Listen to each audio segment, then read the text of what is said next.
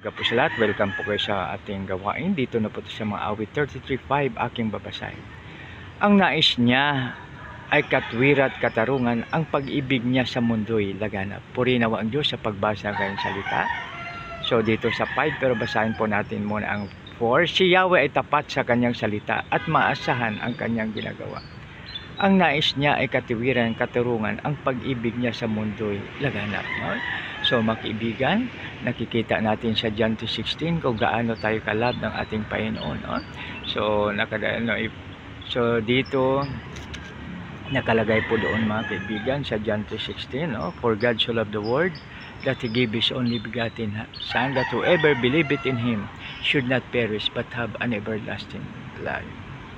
Ganun lang lamang pag-ibig na ating Panginoon sa atin na ipinadala niya ang kanyang bugtong na anak upang kung sino man ang mananampalataya sa kanya ay magkaroon ng buhay na walang hanggan.